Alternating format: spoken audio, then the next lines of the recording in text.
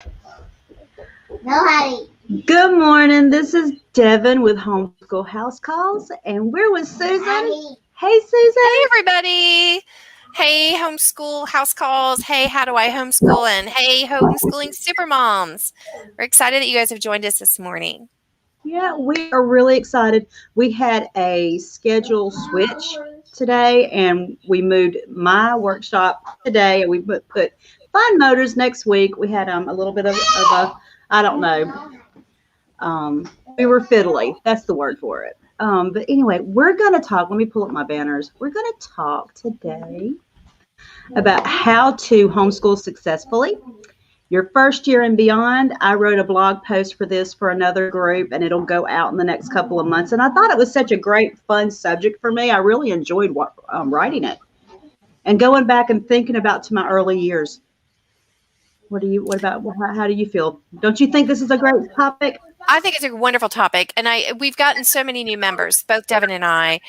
We've gotten so many new members, and a lot of the questions that the new members have asked is, hey, I'm new to homeschooling, or I'm brand new to homeschooling, I'm thinking of doing it, or I've only done a year, and they're needing support. So we're excited about this because, we want you to know how to homeschool, not just what's right in front of you, but how to blaze that trail all the way through. So we're very excited about this. So anyway, we're going to talk about how to make your first year and beyond successful. It's not curriculum. A lot of times mamas get all caught up in the curriculum. Curriculum is important, but it's only a tool.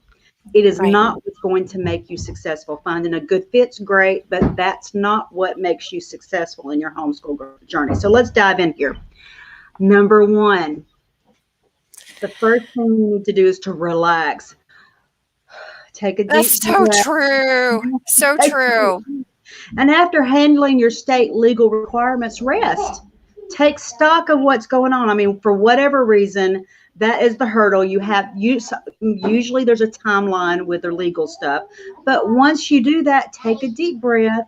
There's no rush for the next step.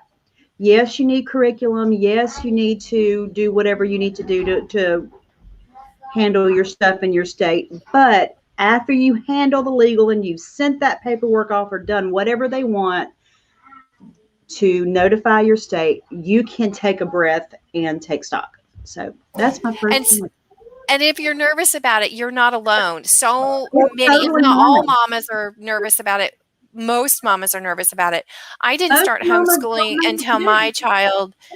Yeah, and I didn't start homeschooling my child until the high school years. And I was so nervous. And this is the one thing that I didn't do was take a deep breath, relax, even though I found out the legal requirements. Do it.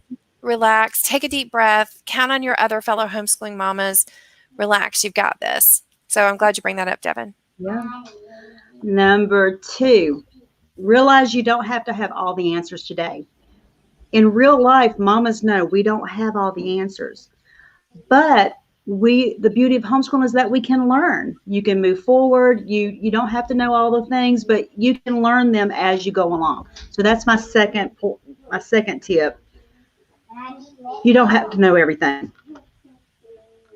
What about you, Susan? Did you feel like that when you started? You feel like you had to know all the things and have all the answers? I did. And people would ask me questions and I'd be like, I don't know. And you don't have to have all the answers. And even in the curriculum part, like if you think you have to know every single answer to every single math problem, or, let's say you need to know algebra, your kid's going into algebra this year. You don't have to know algebra. It's okay. Take a deep breath. We're going to talk about that. There's other resources. You tap into other mamas, you go to co-ops. Yeah.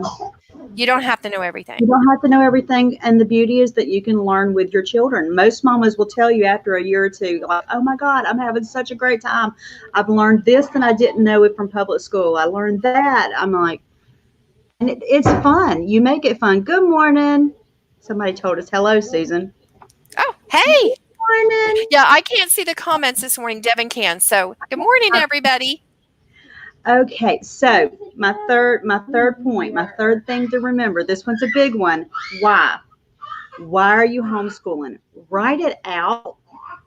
You can even make it pretty, like a mission statement.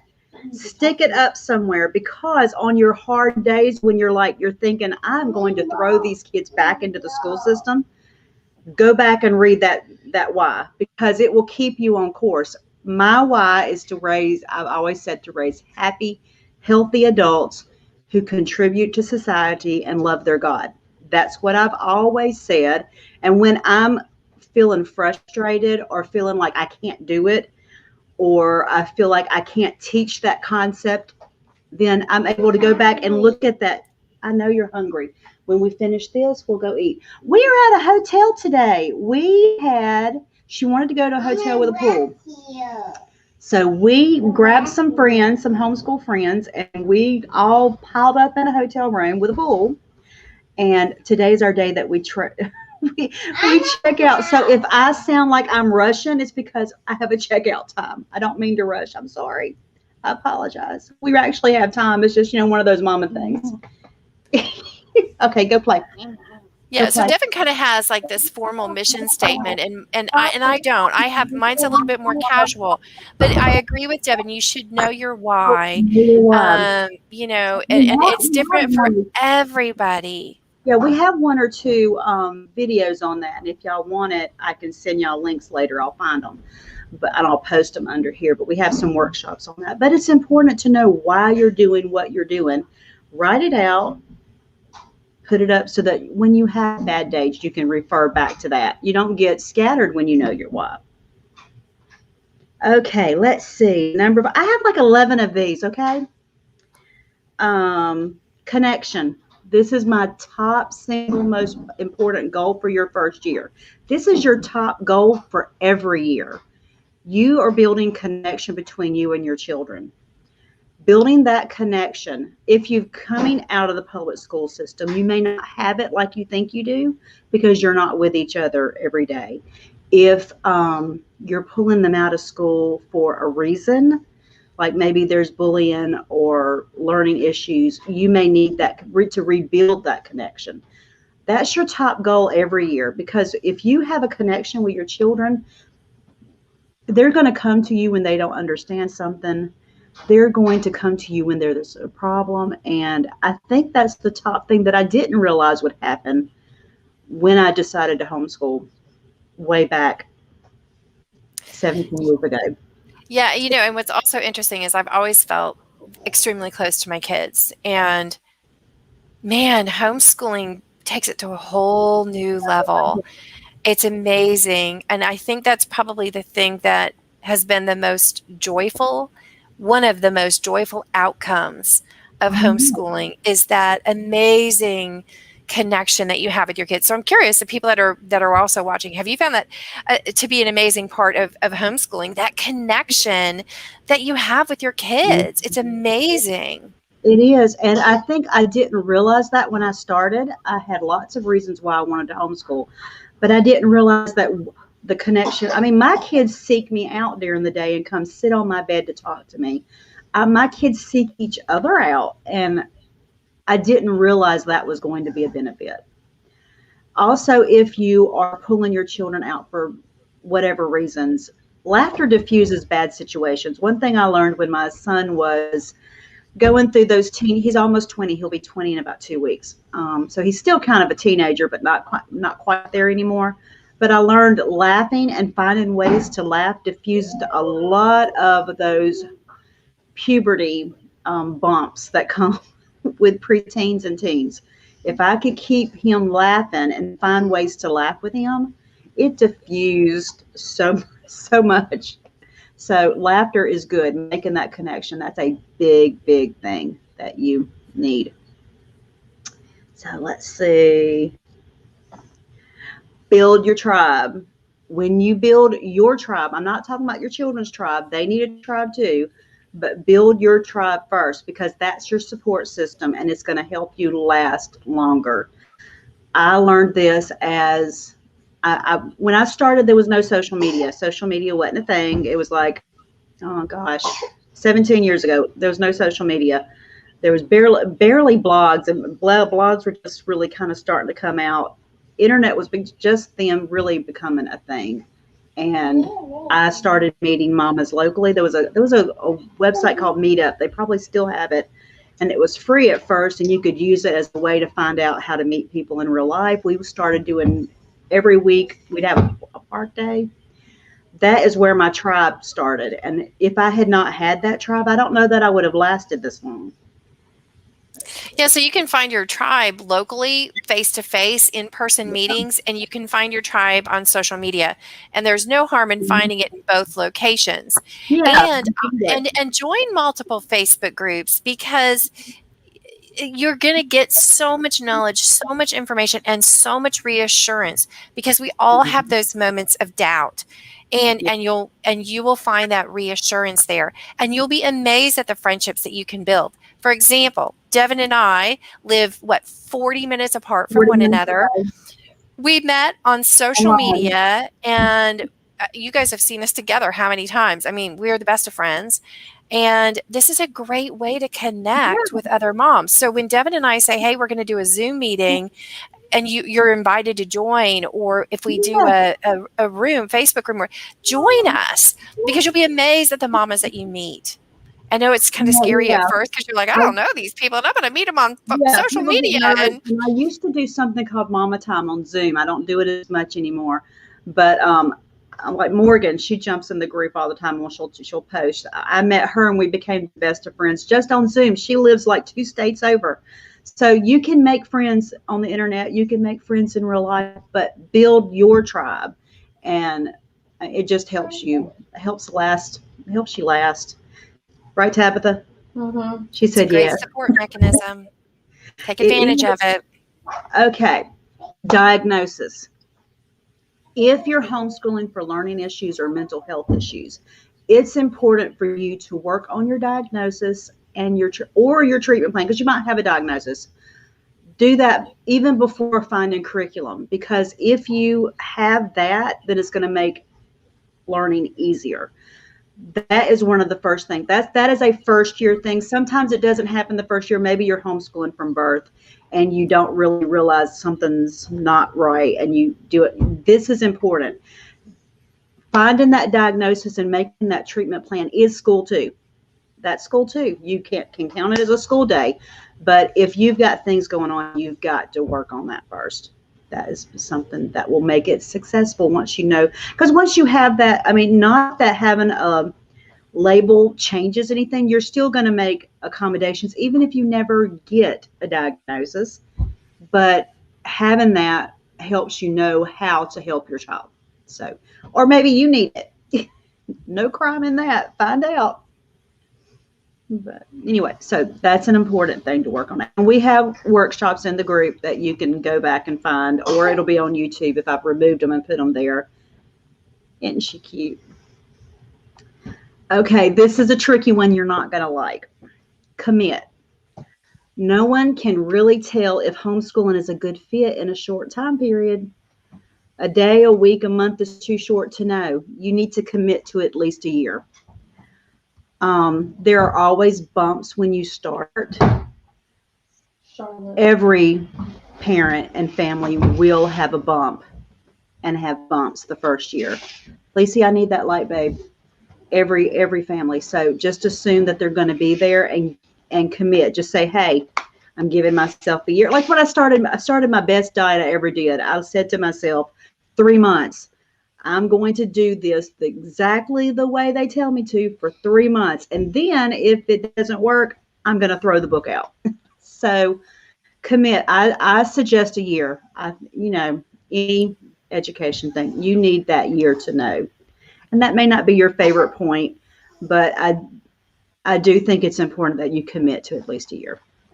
Yeah, you just don't know right off the bat. Yeah, you just don't know. You've got to give it a little bit of time. Because there's a lot to it. I mean, you have to realize that this is a big deal. It's like a big job, and it has all these moving parts to it. And just take a deep breath, and it'll all happen. It'll all happen. Just give it some time. It'll all happen. It'll all fall into place. I'll tell you the reason I say this is because I had a mom pull her kids out. Y'all know that I've been a consultant for about 10 years. I talked to lots of moms, and I had a mom pull her kids out. And then she texted me the next day and said, I have completely made a mistake, and nothing I could do would help her commit to a longer time period. She put them back in the public school after one day. So I'm like, Yeah, and we all have those moments of, oh no, what did I do? Yeah, it's okay. it's bumpy, We it's all messy, have them. life is messy. Life is messy. I'm like, you bring that baby home from the hospital, there are bumps, and you have to move through that time period. But I promise we're not going to let you do it alone. You got us, you got Susan, you got me. We will help you through that first year. We don't want you to fail. We want you to feel happy and successful. She's cute. Okay. Here's another one. I didn't have this on my list originally, and then my one of my homeschool mentors, I sent her my blog post, and she said, put this in there. Put yourself and your self-care into your homeschool budget and your schedule. Even having just 15 minutes alone can give you the refreshment you need. So you're very, very important to the success. You're actually probably the most important component of your success as a homeschool family. So you've got to put your self-care and your time and your into your budget.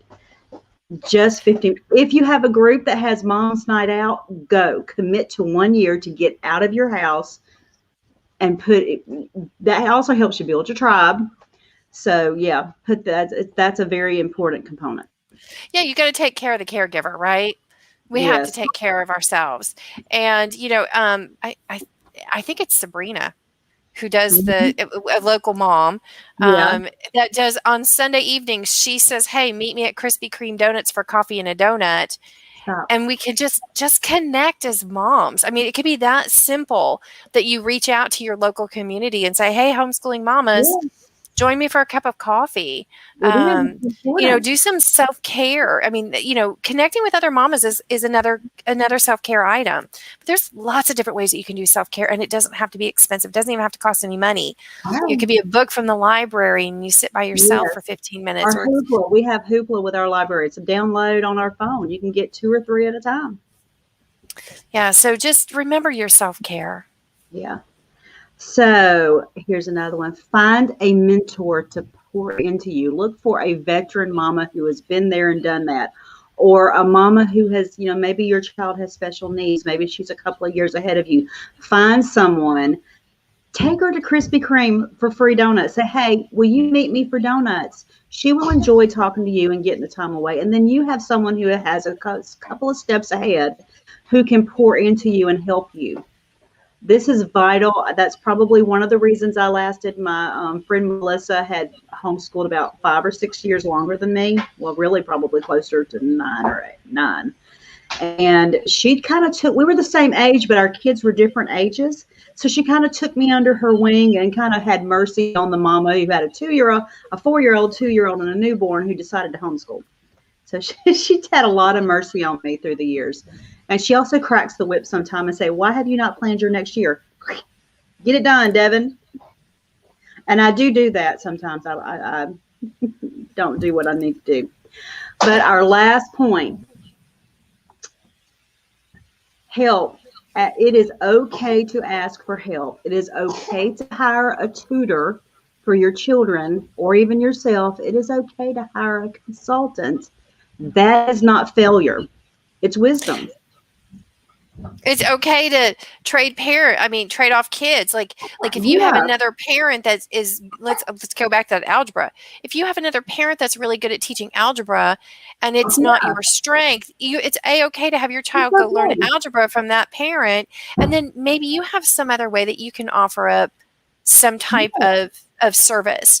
But that's not failure. You're not failing for doing it. Absolutely not. And I think that is one of the fears of homeschooling is I'm going to fail. You're not failing.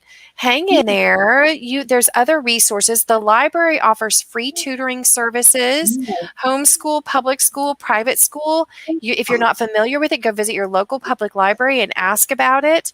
But hang in there. And if you need help, reach out, use your local face-to-face groups, use your local co-ops, get a tutor, connect with Devin or with me, and we can all work together in Yeah. getting you some information that you need and Yes. support and fun. So those are my points. If y'all have questions, yeah, post in the bottom. I'm here. Hey, Joanna, I see that you're there. Yes. Hey, Joanna. And Joanna, thanks for your comment. It says she was talking about the connection. And when we were talking about connectivity with our kids and how amazing it was, she said, yes, that she finds that connection is what inspires her kids to be better themselves. And the more that she's with them, the richer they have felt in their relationships. And it is, I mean, it just builds this amazing, really, really rich relationship. Gail has also added something. So thanks, Gail. It says, to new homeschooling moms, those of us who are further down the road are honored and blessed when you Yeah. ask for help. Oh, Gail, is that a great point? Yes, she said it's not It makes us feel good to think that you are coming to us for guidance and support. And you're right, Gail, it is not an imposition on us, honestly. So thank you, Gail, for that comment. You're That's a good absolutely one. right. And I'm thankful that you mentioned that. So great point. Yeah. But we want you successful. We want you happy in your journey, and we like when you ask us. It makes us feel good. We're like, oh, we survived it. Let's help her survive it. I had somebody ask me last week, why are you doing this for me? And I'm like, because I've been there. I mean, I am so happy to private message. I private message with mamas all day long, almost every day, and I'm happy to do it. You're never a bother. I know Susan feels the same way. Y'all are never a Absolutely. bother. Don't ever feel like you're a bother. And if we can't figure out how to help you, I mean, I'll tell you, say, hey, go connect with this mama. This mama may have a little bit more help. Absolutely. So tap into your resources. That's what we're here for, to Yeah. support one another. Okay, I know that was fast, mamas. I know. But it's a good kickoff to start It's a out good with kickoff to start off with homeschooling the and your thoughts about it and Yeah. to kind Because of it's not about the get your feet curriculum. wet. Yeah. So look, 1 minute about talking about curriculum. Yeah. Think about your curriculum. Take a deep breath. Don't be like me, who said, "Oh, we've got to read every single page of each of these different It's a curriculum tool. books." It's a tool. It's it is. It's a tool, and so we'll talk about curriculum down the road. But just remember, like Devin said, curriculum's a tool to support the journey. Yeah. So, yeah. Well, thank you, mamas, all for coming. You're wonderful as always. We've had quite a few watching. I'm like, y'all are really ready for this, but we will have fine motor skills next week. We had a glitch and she had to reschedule, and it'll be great. We're going to have a great time. Sounds good. We'll look forward to seeing you all soon. Okay, Thanks for bye, joining guys. us. Bye, everybody.